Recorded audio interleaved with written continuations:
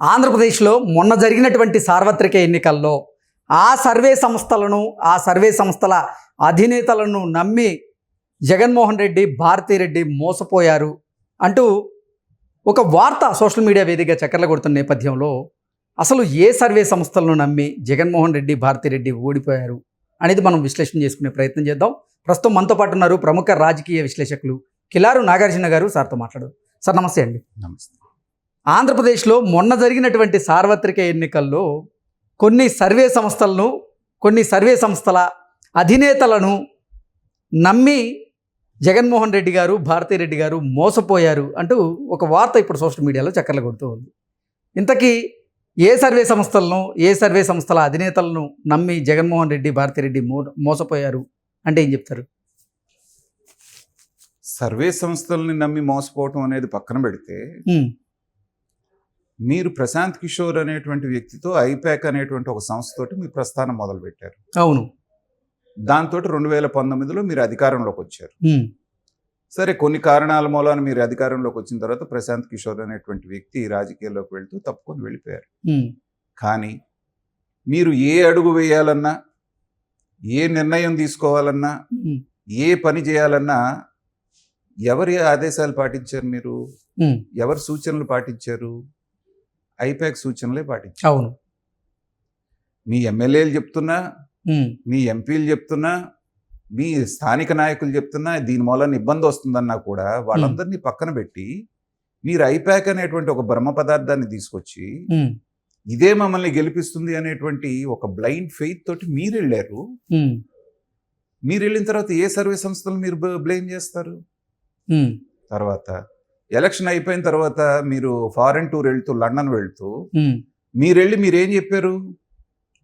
151 పైన అసెంబ్లీలు, 22 పైన పార్లమెంట్ మనం గెలవబోతున్నాం అని మీరు వాళ్ళకి చెప్పారు. మామూలుగా జరగాల్సిందేంటి? వాళ్ళు ఎప్పటికప్పుడు వారం రోజులకి, 10 రోజులకి, నెల రోజులకి ఎప్పటికప్పుడు వారు శాంపిల్స్ తీస్తున్నారు, సర్వేలు చేస్తున్నారు. 70 లక్షల శాంపిల్స్ తీసామని మీరే చెప్తున్నారు. మరి దాంట్లో దొరకనటువంటి నాడి మిగతా వాళ్ళకి ఎలా దొరికింది? మీరు ఓడిపోతారని చెప్పిన వాళ్ళకి ఎలా దొరికింది? మీ ఐపాక్ మీకు చెప్పలేదా? అంటే నిజంగా ఐపాక్ భారతిరెడ్డి గారిని, జగన్మోహన్ రెడ్డి గారిని మోసం చేసిందా? ఎప్పటికప్పుడు మేము ప్రజల్ని నాడిని పట్టుకునే ప్రయత్నం చేసాం, వాళ్ళ అభిప్రాయం మనకు అనుకూలంగానే ఉంది అనేటువంటి వార్తలు ఐపాక్ చేరవేసేటువంటి ప్రయత్నం చేశాయా? అందుకే జగన్మోహన్ రెడ్డి మోసపోయాను అనేటువంటి ఫీలింగ్లో ఉన్నారా అంటే అనేది నేను నమ్మట్లేదు. ఎందుకంటే జగన్మోహన్ రెడ్డి గారి మనస్తత్వం ఏంటంటే, ఆయన ఏదైతే వినాలనుకుంటాడో అది మాత్రమే ఎదుటి వ్యక్తి చెప్పాలి. ఓకే. ఆయనకి నచ్చిన విషయం, నచ్చని విషయం ఎవరన్నా వెళ్ళి చెబితే ట్రీట్మెంట్ ఎలా ఉంటుంది అనేటువంటిది ట్రీట్మెంట్ పొందినటువంటి వాళ్ళు చాలా మంది ఉన్నారు. విజయసాయి రెడ్డి దగ్గర నుంచి, ఒక సందర్భంలో సజ్జల రామకృష్ణారెడ్డి గారి దగ్గర నుంచి బోల్డ్ మంది, అంటే గతంలో కూడా చాలా వార్తలు చూసాం. జగన్మోహన్ రెడ్డి ఎవరికైనా ఒక టాస్క్ ఇచ్చి ఆ టాస్క్ కనుక ఫుల్ఫిల్ చేయకపోయినా, లేకపోతే ఆ టాస్క్లో ఈ ఇబ్బందులు ఉన్నాయని జగన్మోహన్ రెడ్డి దృష్టికి వాళ్ళు తీసుకెళ్లే ప్రయత్నం చేసినా ఆయన అసలు వాళ్ళని పక్కన పెట్టేసేవారు అనేటువంటి వార్తలు పెట్టడమే కాకుండా చాలా దారుణమైనటువంటి ట్రీట్మెంట్ ఇచ్చేవాడు అనేటువంటి వార్తలు కూడా ఉన్నాయి. సో మీరు సహజంగానే ఒక మంచి విషయం, ఇదిగోండి ఇది మంచి, ఇది చెడు అని చెప్పడానికి వచ్చినప్పుడు మీరు వాళ్ళ మీద విరోధీసుపడి లేకపోతే ఇంకో రకంగా బిహేవ్ చేస్తే వాస్తవాలు మీ దృష్టికి ఎలా వస్తాయి? మీరు ఒక ఓపెన్ మైండ్తో ఉండి మంచి వచ్చినా చెడు వచ్చినా, మంచి వస్తే మంచిది, చెడు వస్తే సరి చేసుకుందాం అనేటువంటి భావన మీలో ఉన్నప్పుడు ఎవరైనా జరిగేటువంటి పొరపాటు మీ దాకా తీసుకొస్తారు. అసలు వినే మనస్తత్వం మీకు లేనప్పుడు ఏముంటుంది? ఈ ఎలక్షన్ అయిపోయిన తర్వాత కదా కథ, అప్పటి వరకు గెలుస్తావు అని చెప్పి చెప్దాం ఉందాం అని చెప్పేసి అంటారు. ఇది ఒకటి. అలాగే మీకంటూ కొన్ని సర్వే సంస్థలను మీరు ఏర్పాటు చేసుకున్నారు. లైక్ నేషనల్ మీడియాలో కనుక తీసుకుంటే టైమ్స్ నౌ, వాళ్ళు ఒక స్థాయిలో 1, 2 వస్తాయి తెలుగుదేశానికి, మిగతా పార్లమెంట్ సీట్లన్నీ కూడా జగన్మోహన్ రెడ్డి గారికి వచ్చేస్తాయని చెప్పేసి ఒక ఎలక్షన్కి 8 నెలల ముందు చెప్పారు. అవును. అక్కడ నుంచి నెలకొకటి సీటు తగ్గుతూ వచ్చింది, జగన్మోహన్ రెడ్డి గారికి తగ్గించుకుంటూ, వాళ్ళకి పెంచుకుంటూ, చివరికి ఎలక్షన్ ముందు కూడా వాళ్ళకే మెజారిటీ సీట్లు వస్తాయని చెప్పారు వీళ్ళు. దట్ ఈస్ యువర్ పెయిడ్ 7 కోట్లు 8 కోట్లు వాళ్ళకి ఇచ్చారనేటువంటిది బహిరంగ రహస్యం. అలాగే ముఖ్యంగా ఆరా మస్తానరావు విషయానికి వచ్చేటప్పటికి మనం బాగా హాట్ టాపిక్ అయింది ఎలక్షన్ ముందు. అవును. ఆరా మస్తానరావు అనేటువంటిది ఒకటే హోప్ వాళ్ళకి.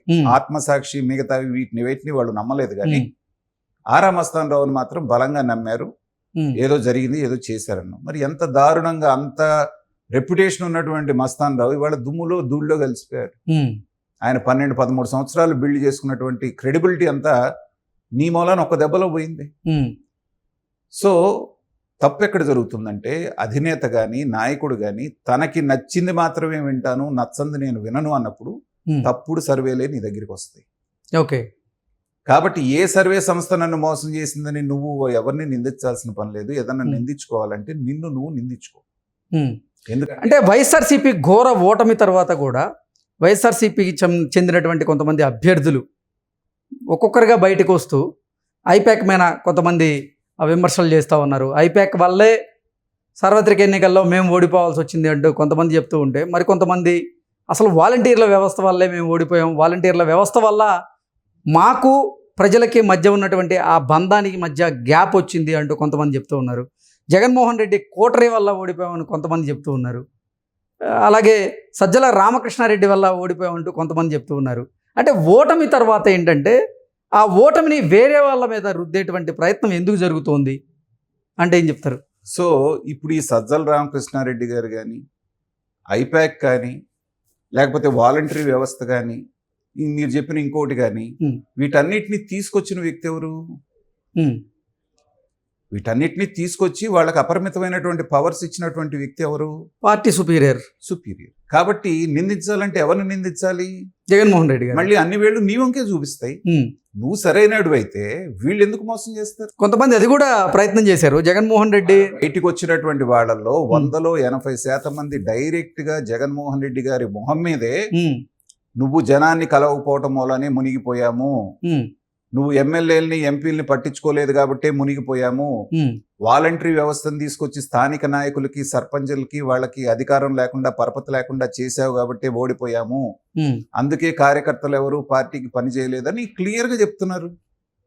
సో అన్ని వేళ్ళు నీ వైపు చూపిస్తున్నప్పుడు నువ్వు ఏ సర్వే సంస్థనో లేకపోతే నీ కింద వాళ్ళనో నీ చెప్పినట్టు చేసేవాళ్ళనో బ్లేమ్ చేయటం అంటే ఏంటంటే అది మనల్ని మనం మోసం చేసుకోవటం, ఆత్మవంచనే అవుతుంది. కానీ రియాలిటీ చెక్ చేసుకునే వాళ్ళు ఎవరు అలాంటి పనులు చేయరు. కాబట్టి ఏ సర్వే సంస్థ నిన్ను మోసం చేయలేదు. ముంజేతి కంకణానికి అర్థమేలా అని ఒక సామెత ఉంది. కళ్ళ ముందు కనపడుతున్న దానికి నీకు అర్థం కావాలా మళ్ళీ చూపించడానికి. ఎంతమంది ఎన్ని రకాలుగా ఉద్యోగస్తులు అనేటువంటి వాళ్ళు సాలిడ్గా అటు పక్కన్నారు, నీ పక్క లేరనేది నీకు తెలీదా? నువ్వు వాళ్ళని హింసించి 1వ తారీఖు జీతాలు ఇవ్వకుండా, వాళ్ళకి ఇవ్వాల్సిన పిఆర్సీ ఇవ్వకుండా, వాళ్ళకి ఇవ్వాల్సిన ఐఆర్ ఇవ్వకుండా, ఇవేమీ లేకుండా వాళ్ళకి ఇవ్వాల్సిన రిటైర్మెంట్ బెనిఫిట్స్ ఇవ్వకపోతే నీ మీద ప్రేమతో ఓట్లేస్తారు వాళ్ళు. వాళ్ళకున్న కుటుంబాలు కూడా నీకు వేస్తాయా? ఇది చిన్న లాజిక్ కదా. అది ఏ సర్వే సంస్థ ఎందుకు చెప్పదు? మీరు వినలేదు కాబట్టి మీరు ఇవాళ ఈ పరిస్థితికి వచ్చారు. కాబట్టి ఏదైనా నిందించుకోవాలంటే మిమ్మల్ని మీరు నిందించుకోండి, కానీ ఇంకెవరిని బ్లేమ్ చేయాల్సిన అవసరం లేదు.